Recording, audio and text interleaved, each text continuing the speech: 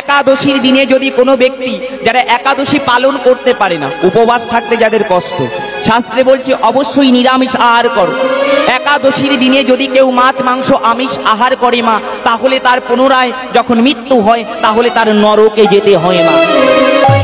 একাদশীর দিনে যদি কেউ মাছ মাংস পেঁয়াজ রসুন সেবা করে তাহলে তার পূর্বপুরুষের আত্মা অতৃপ্ত হয়ে যায় মা।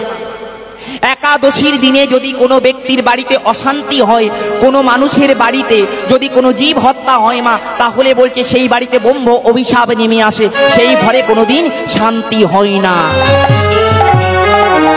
একাদশী যদি আপনারা পালন করতে পারেন তো ভালো মা। অনেকে বয়স্ক মানুষেরা পালন করতে পারে না, নিরামিষ আহার করুন। শাস্ত্রে বলছে একাদশীর দিনে যদি কেউ মাছ মাংস পেঁয়াজ রসুন আহার করে তাহলে তার দেহের ভিতরে দুরারোগ্য ব্যাধি হয় মা, জ্বালা যন্ত্রণা হয়, হার্টের রোগ হয়, ক্যান্সার হয়, প্যারালাইসিস হয়। দেখবেন আজকাল ঘরে ঘরে এই ব্যাধির ছড়াছড়ি মা, সুগার বৃদ্ধি বেড়ে যায়। একাদশীর দিন মা কেন? একাদশীর দিনে এই সমস্ত জিনিস খেতে নেই।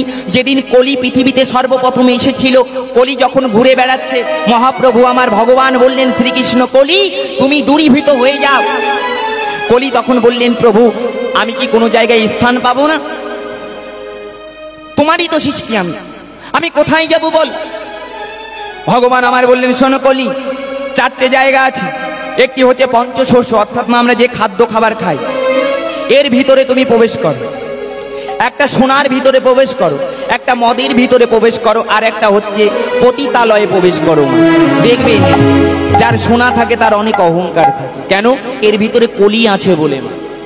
শাস্ত্রে বলছে এই যে সারা বছর মা তোমরা যে খাদ্যশস্য গ্রহণ করো, এই যে সারা সপ্তাহ ধরে আমরা মাছ মাংস পেঁয়াজ রসুন খাদ্যশস্য গ্রহণ করছি, এর ভিতরে কলি আছে মা।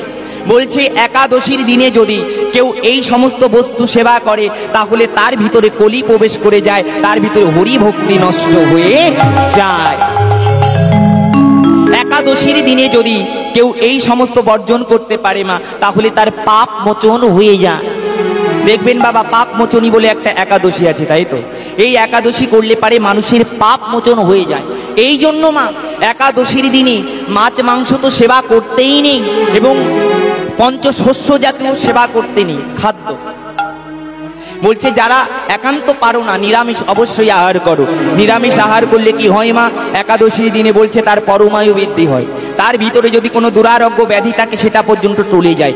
একটা কথা মিলিয়ে নেবেন মা, একাদশীর দিন আপনারা 1 বছর নিরামিষ খেয়ে দেখুন, 1 বছর একাদশী দিন নিরামিষ খেয়ে দেখুন, এবং মা তুলসীর বন্ধনা করে দেখুন।